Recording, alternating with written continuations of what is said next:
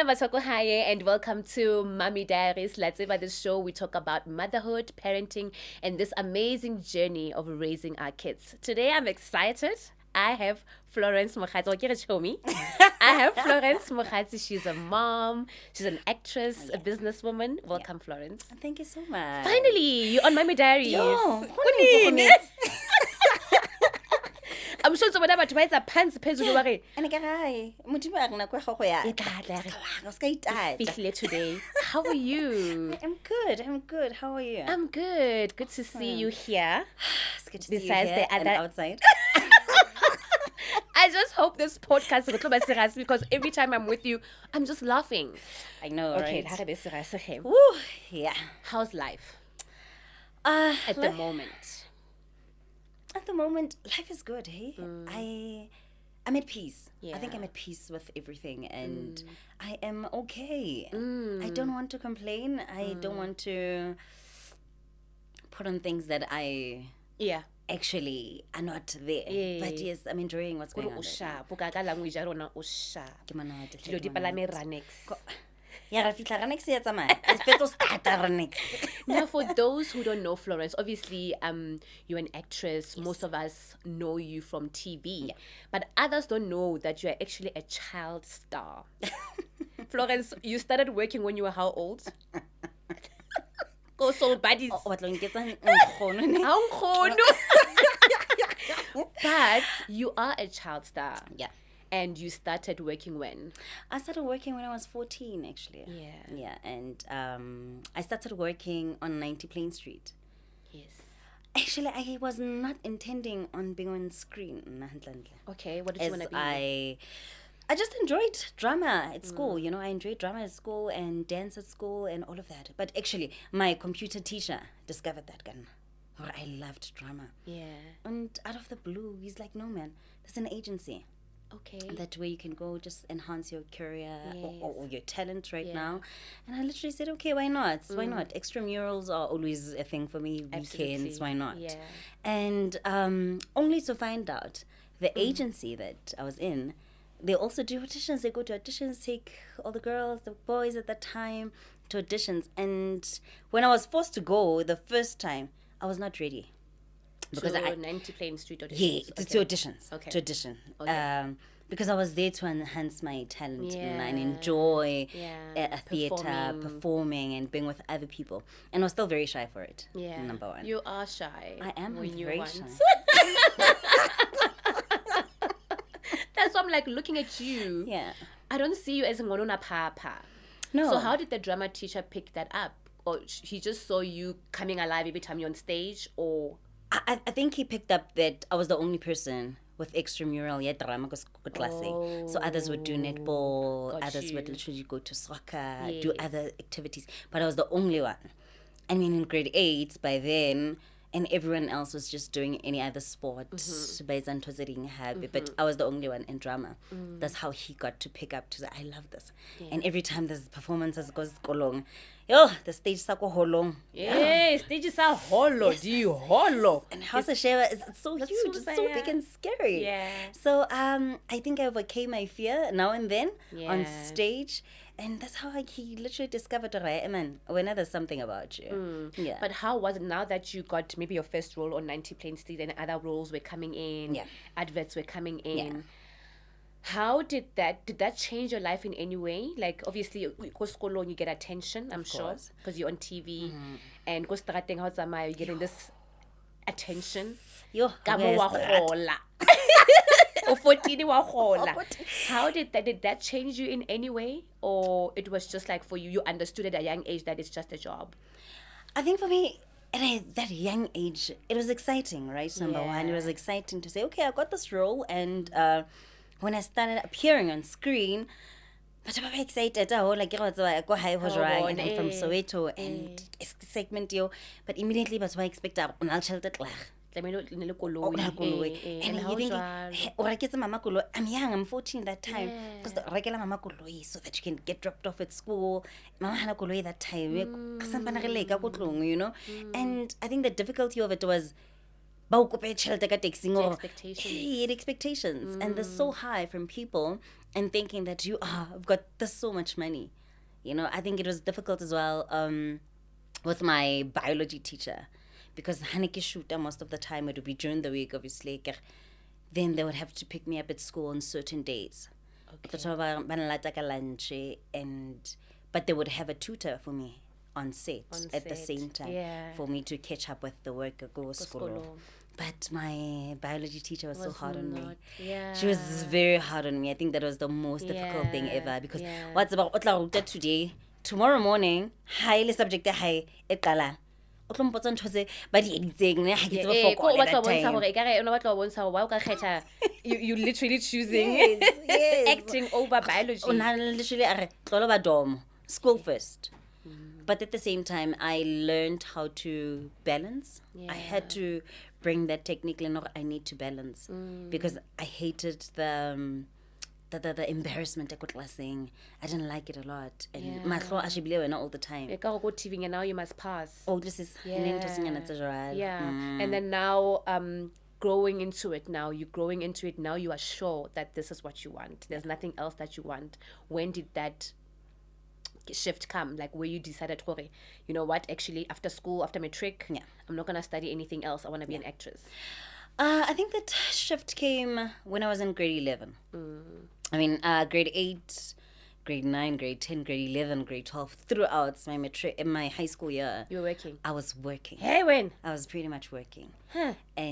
But it was challenging at the same time. Like I did 3 seasons of 90 Plain Streets, and then in between I did Soul Buddies, and there was an MTN ad in between. And I think that time I realized after school, after matric, I was like, this is it. I found myself. This is where I belong, and it made so much sense for me. Yeah. Now, talking about motherhood while we're here, have you always wanted to be a mother? I've always dreamt about being a mom.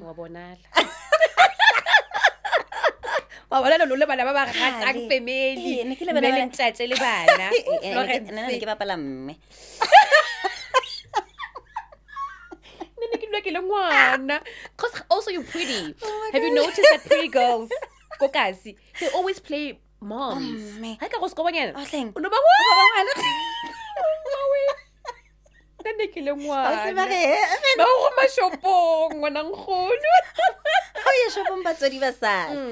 But also how le yes, TV. Obviously you will be the mom. Hey, you know what I mean? Because everyone wants your attention. You are the one. We see you like no any ever else. So you've always wanted to be a mom? I've always wanted to be a mom. I think I grew up in a structure. So I think they are warm towards me, you know. They gave me everything that I wanted, and obviously not everything. What you needed. What I needed, actually. What I really needed. And from that, I had so much love. Yeah. And I think it's the nurturing from a woman. And from two great women at the same time, you know. A grandmother and a mom. A blessing. It's beyond. You can't go more than that. And then you got married and you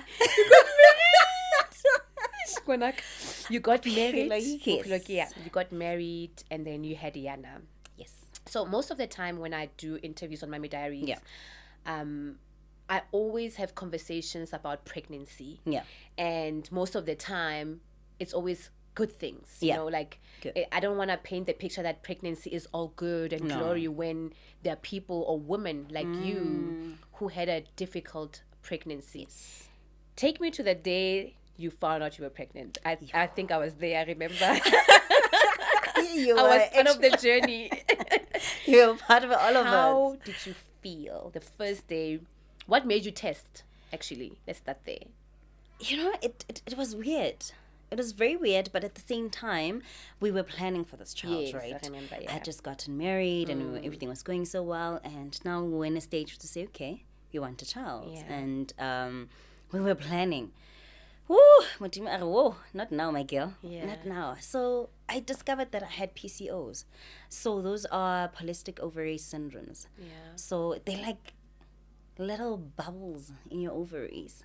So because apparently you've got a woman have this thing called a male sex hormone. Okay. A little bit of it. Yeah. Women just have a little bit of it.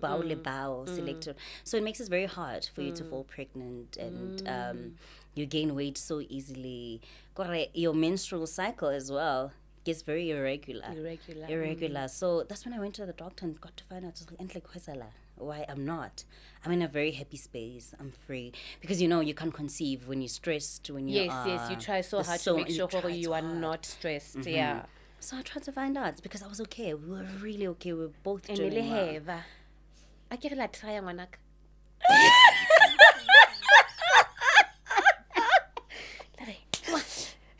Nothing is happening.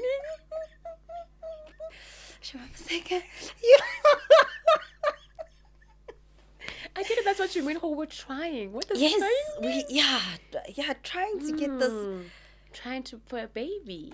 Yes. And that's where we were at. Yeah. And I realized that I couldn't, I was trying so hard and I was like, nothing is happening. Yeah. So we went to a doctor and we found out that I've got this PCOS, and that's where actually everything started. Yeah. How I discovered that I was insulin resistant. So being insulin resistant, literally your blood sugar is very high. So Blood sugar is high. you need to manage that. You need to manage it. That's why it makes it very hard for you to fall pregnant. And the doctor literally put me on medication. He literally said to me, in 4 months' time, you'll fall be pregnant. Yeah. I gave it 4 months. And literally on the dot, Got 4 months. on the dot, 4 months I was pregnant and I think that was my most happiest time in my life. I think I cried so much. Yeah, you and did.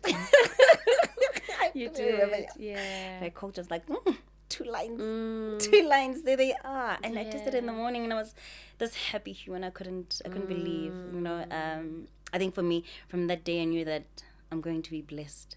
Of course. I'm going to be blessed with this little girl. Yeah.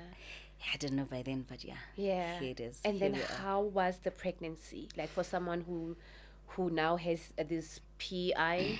PCO and the insulin resistant. Yeah. How was the pregnancy? Phew.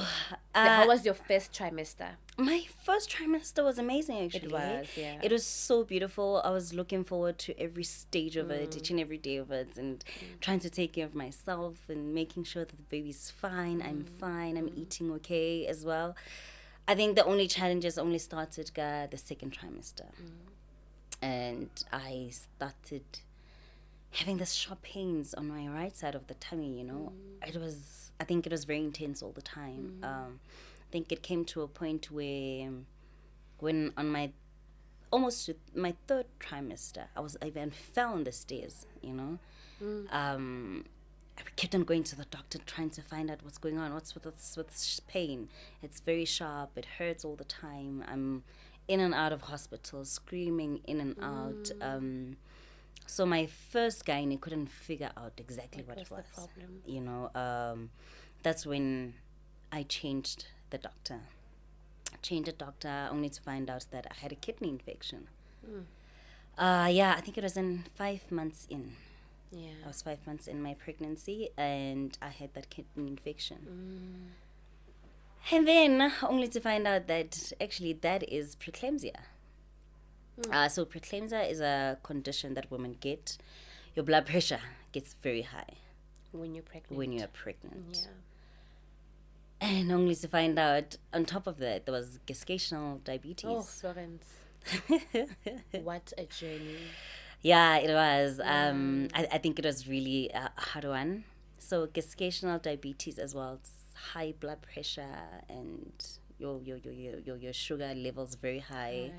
And with that combination of high blood and the sugar that is very high as well, you can't have a normal pregnancy. You really can't. You're at your high risk. You're at a high risk, and Yeah. it makes it very complicated each and every time, and it's putting the child at risk as well. So that was the time in my life that was very difficult, and I guess I was asking God a lot of questions at that time, and with that, every month I was in hospital. Yeah. I remember when I fell on the stairs, I was trying to come down and I was getting something downstairs, and that sharp pain came back, and I literally rolled. I fell down. Lucky enough, I had my cell phone, because I knew if ever I had to let it go, I was going to be in trouble. Yeah. I was going to be in huge trouble, and I'm alone in the house at that time. And then I had to call my husband for him to rush from work to come rush me to hospital, and I got admitted. And Preeclampsia was the very hardest part of it. The blood pressure, being ugly, because it literally makes you very. It changed your changed face. my face. I don't think it's about being ugly. I think you change so much. Yeah, your face. It was swollen, and then that's part of what Preeclampsia does. You know, it gets you everywhere. You get really Very swollen. Your hands, they get hot. Your feet hot, and your blood pressure is the most dangerous one. Of That course. literally that got me into hospital. I even remember when I got to the hospital the one day for a normal checkup. You know, but I just walked from the parking lot to the doctor's room, and the doctor's like, "Your blood pressure is very high. It's very high for that short distance." In a walk, yeah. So he's like, "No, just try to calm down, relax. But at the end of the consultation, okay, cool." But still, after that, it was still very high. And she asked me that, "Go back home, pack a bag. I'm gonna take some tests. Tomorrow I might call you to say, come in, or it's fine." Yeah. And I remember going home and crying so much, you know, and because it was a lot. Honestly, it was a lot. Asking God every week. But what kept you going? What kept you going every day? And you know, like, for example, you are not sick because I'm saying you are sick and you're not alone. There's someone growing inside of you, and you're trying so hard to be healthy for them. What kept you going so that you sort of like pray and make sure that this baby comes out alive? Because you're at risk. Anything can happen, like you said. That's true. I think before even the baby came, I kept my faith. You know, I kept my faith. I kept on praying to God that I am ready to bring a little human into this world. Yeah. I had to pray about it first before this child was even conceived. And I think I remember we had those prayers as well to say, you know, it's important to pray for this little human before they even hear. 100%. It's very important So for important. us to do that. Yeah. And I think prayer and worship kept me going. Yeah. It kept me going. It made me cry a lot at the same time, but it gave me so much motivation at the same time. It really did. Now, fast forward to Labor Day. Yo. Day. The day of labor. The day of labor. How did the day of labor come about? Hey, okay, let's take it to a week before. Week before labor. Where you guys planned my baby shower. What a mess. Hey. Oh, man. Ah, what a day, what a time. Raska plan a baby shower. Yes. Well, I think they said that this baby's gonna come before. Yo, baby shower. Yes. I think I was in hospital. Remember, I was in hospital that time, and was it a Saturday? What was it? Oh, the baby shower was supposed to be on Sunday. On Sunday, yeah. And you guys asked my doctor if they can give me a day pass. Yes, yeah. Because the way we were so obsessed with this baby shower thing. Oh my goodness. And you guys asked for a day pass, so I can get it on Sunday. On Sunday, yeah. On Saturday night,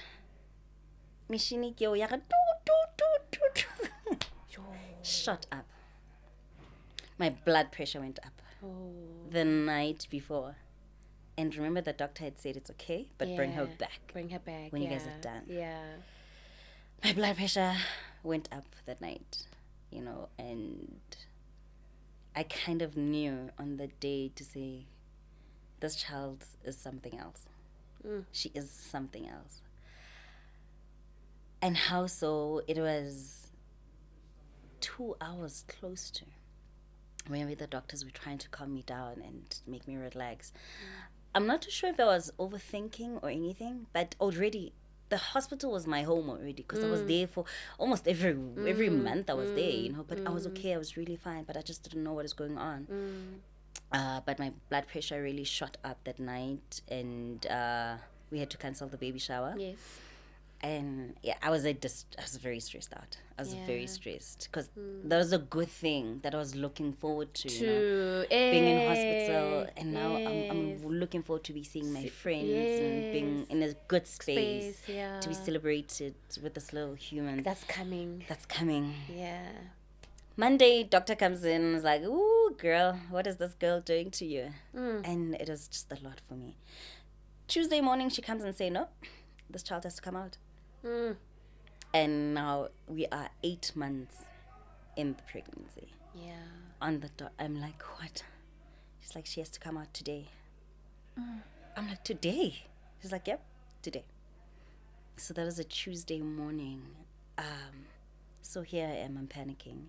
She's like, you can't have a normal delivery. You can't. You're going to have the C-section because you're at risk. Your blood pressure is not giving you anything you can't positive. Push, yeah. You cannot push. You will not be able to. And I don't want to risk your life.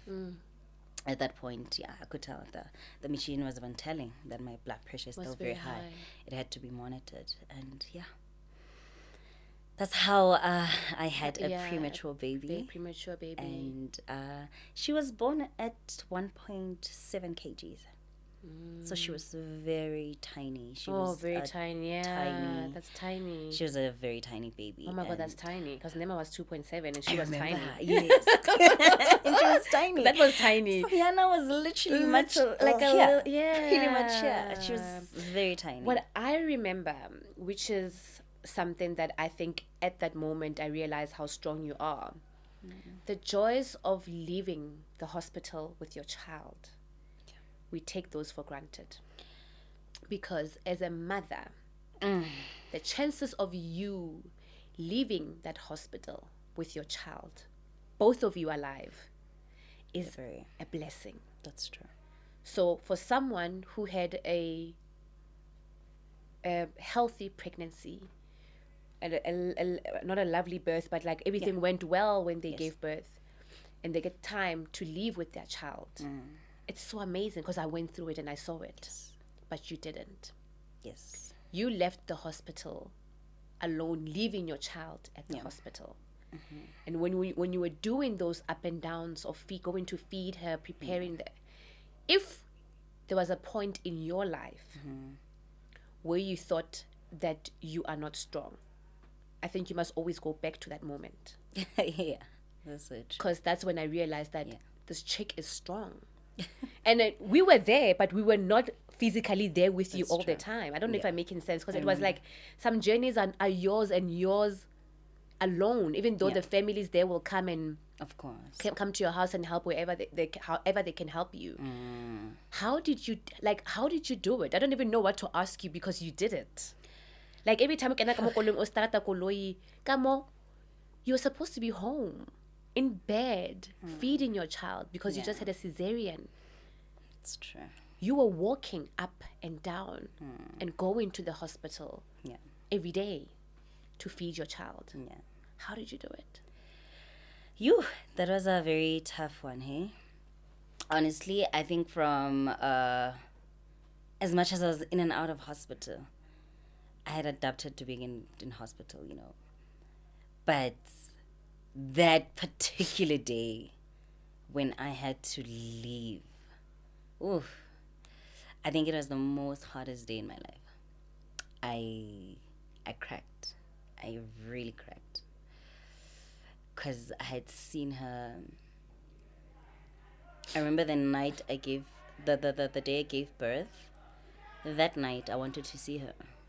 And the nurse was like, you won't be able to walk, Florence. And I'm like, no, don't worry. I'm very strong. I can. I can. And she's like, I'm not allowed to. And I begged her. Like, I remember I have a very vivid memory of how she looks like. I really want to see her now. I think I'm ready.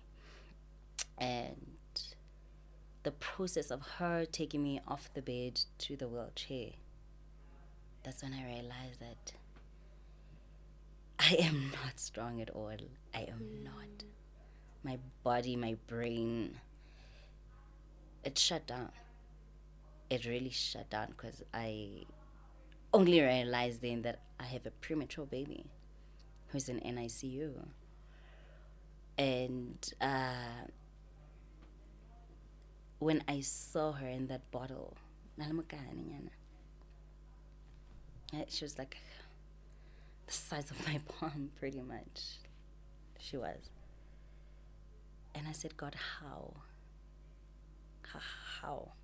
How is she breathing? How is she able to make it through after everything else that I've been through?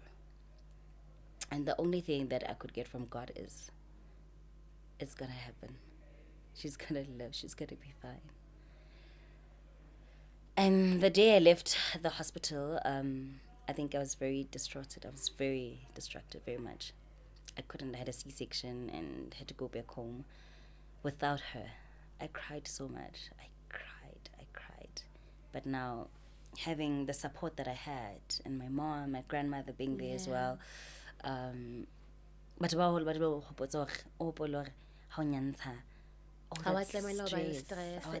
stress, that stress is going to come out more, you're going to stress one at the same time. And I'm like, how do I do it? How do I honestly do it? But then you realize God will put you in a journey that is your journey. Yeah. And yours alone, and nobody else's. Yeah. There's no one who will ever go through what you've went through. We might have a similar situation, but what you feel and what I feel won't be the same. Won't be the same. And that's when you need to learn to lean and trust on God. And that's exactly what I did. That's exactly what I did. And like, what words or advice, words of encouragement would you give to someone who is in that situation right now, whether they had a high-risk pregnancy or a healthy pregnancy, but now they're dealing with they have a premature baby who's still in hospital? What would you say to them? I would literally say, trust in God. There's no one who will give you great strength than God. Yeah. Those kids are precious. Premature babies are very special. Very special. And when they grow up, just think about when they grow up, they become something special that you've never ever thought they would be. You look at the child,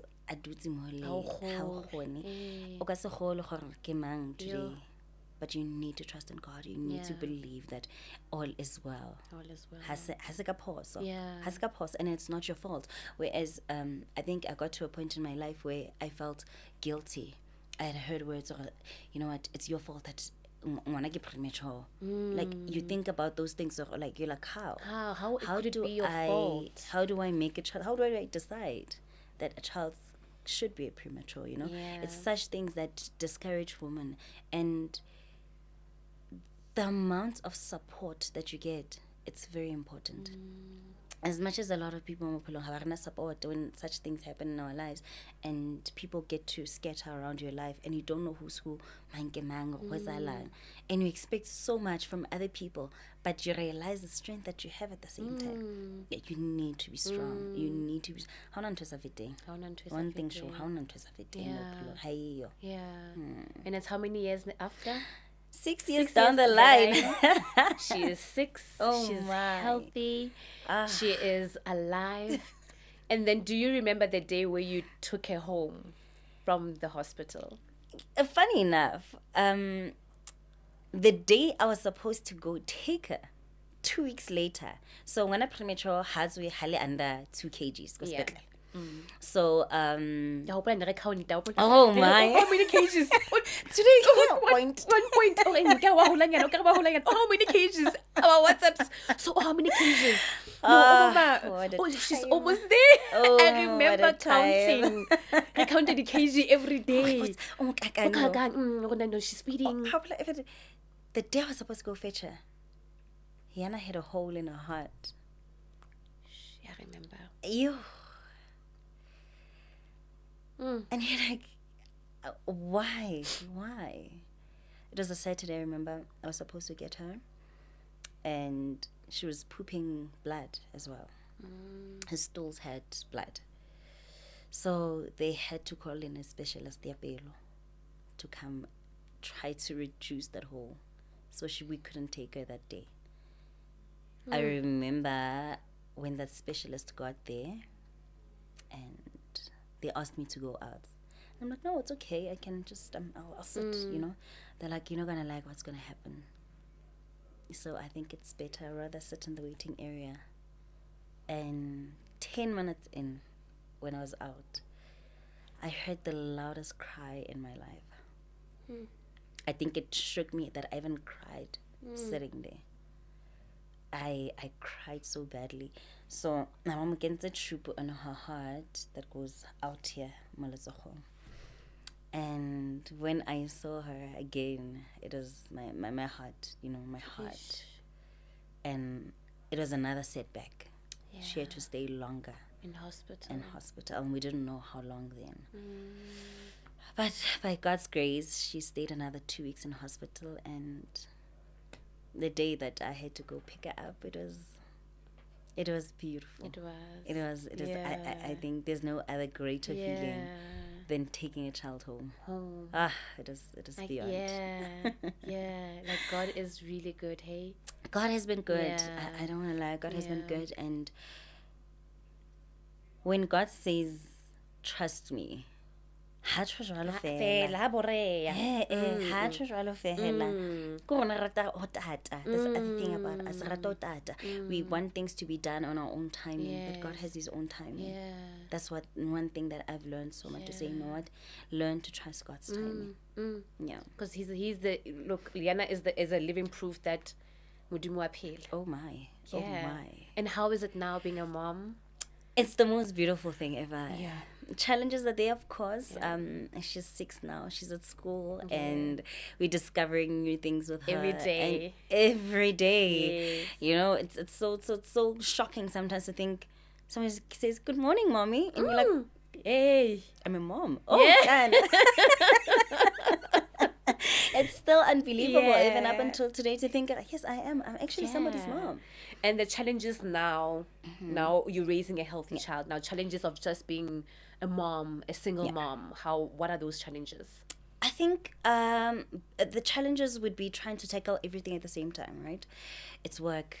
It's the child's being there at home, trying to manage your household, at school. You're trying to put together your business on the side, Gamu. So those are the challenges that are there in the day. But I must say, I'm very blessed. I'm very blessed with an amazing nanny. You are.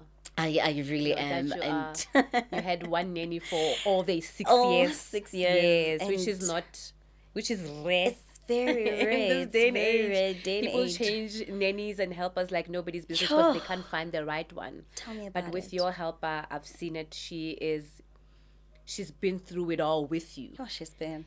Yeah, she's seen it all. She's seen it all.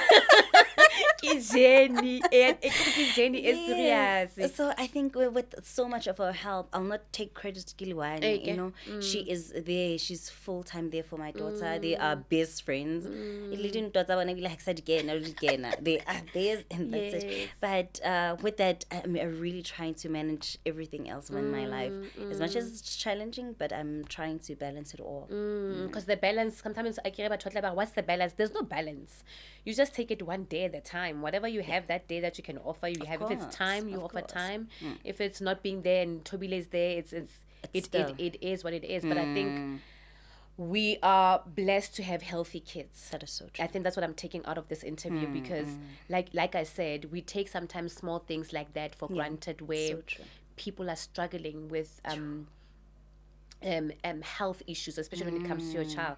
Even now, when I have flu, flu from them because they're tiny bodies. You're like, oh my God, like how is this happening? Can I help? But you did so well, and I hope in the days where you doubt yourself, you go back to where it all began, where you were there for your child from the beginning.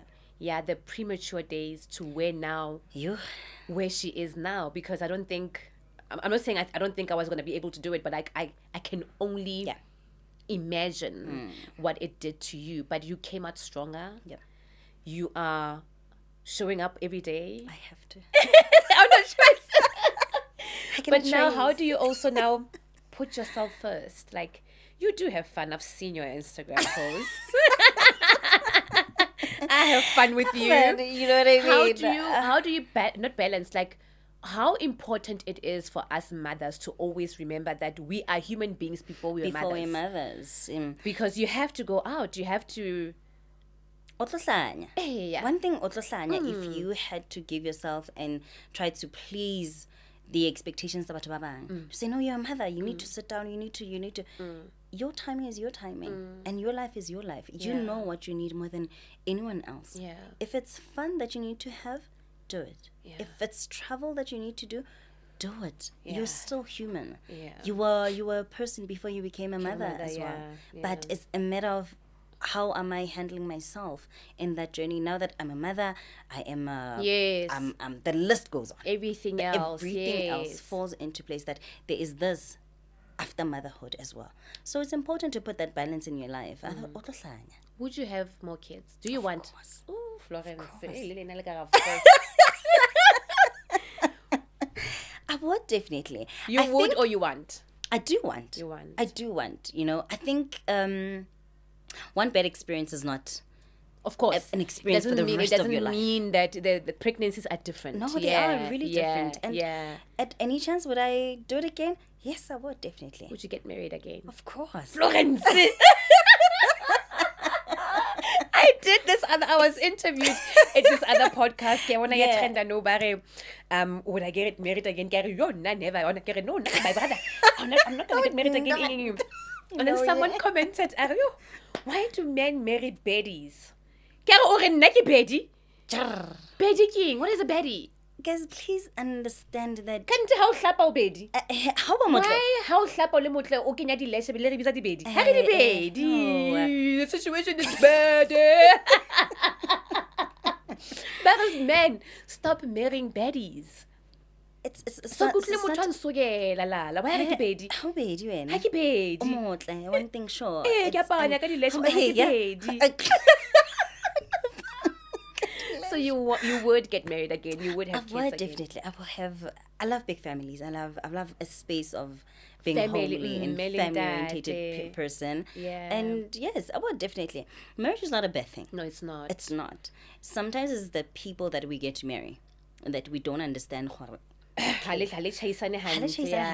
Yeah. But even if you can know a person for the longest time, but when you get married, and you're like, who is this person? Yeah. How much is it? Yeah. Whereas you can meet somebody in 2 months, 3 months, get married, and then things and you are the best of best. So there's no formula to everything. There's no formula. So you do you, I do me, and everybody else do whatever you want to do. Yeah. You know, our journeys are not the same. What you survived when with your pregnancy, I don't think I could have survived. Yeah. What I survived, you think you can't survive. And I look at you, you're braver, you're stronger, and you are this very hard-headed, beautiful person. Yeah, hard-headed. From baby to hard-headed. What was that? Baby. Hard-headed. Wisey. God, the list goes on, you know. You're an amazing mom, too. Yeah. And everything works out at the end of the day. If there's one thing, sure. Now, the industry we are in is demanding. It's demanding, like, we on set 7 to 7. Do you have those guilty moments where you feel like, oh my God, I did not have a time with Yana? Of course. And how do you deal with that guilt? You know, especially when you miss out school activities. Need to be done at school. And with the Mother's Day tea party, and you when I go say things what action. You know what I mean? I think we need balance, you know. As much as balance, your balance. You know, you need to make it up because they don't remember money. No, they don't care for material even things. If kapatala somebody to go there, they don't remember that. They want you They there. want you there. Yeah. And that's what makes life better for them. Yeah. That's one thing that I've realized with my daughter as well, to say, you know what, mommy, I'd rather have you than having, like, when you papachino silly auntie. No, I It's want nicer when you you're to be there. there. I Yeah. want to experience this with you. Yeah. And that's some of the things we need to balance more. Yeah. As much as there's work, unfortunately, we need have to work. I can't go about the child. Yes. Mommy, I want, mommy, we need, mommy, yes. mommy, this. Everything That is is just so so expensive. true. Yeah. That is so true. Yeah. Mm. No, wait again, Florence. Nakere, well done, ngwanaka. Nakere, well done. What is next for Florence? Florence, who's no, I get Florence the mother. Just Florence. What's next for Florence? I know we're not gonna say what you're shooting, but you're shooting something nice, which Yes. we're gonna see very soon. Yes. What's next for Florence? I think at this very moment, yes, like you say, I am shooting something exciting, very nice. Yeah. And what's next for me is just my personal development. You know, I'm growing. I'm trying to grow my business as well that I'm doing on the sides besides acting. And What is the business? I am into cleaning. I've got a cleaning company. I've got amenities as well that I do for guest houses and hotels. Oh, so yeah. So that's what I deal with currently right now. And yeah, I'm looking forward to be growing that brand and that business. Yeah. Yeah. Well done. Thank you And so thank much. you so much for coming. You are a good mother. You are lovely. You are beautiful. You are Betty. Betty forever. We Betties. Forever. Nana's Betty 35. Okay, I'll That house clean is Betty unkgolo. Nako ga go fedile. Nako go fedile. Thank you so much, Florence. And you know what? Mudimu o blesse ka yana. Continue being great and being strong and lovely and sweet. Thank you so Love much. you. Thank you for having me. I love you so much. There you have it, Mommy Diaries. Yeah, the baby.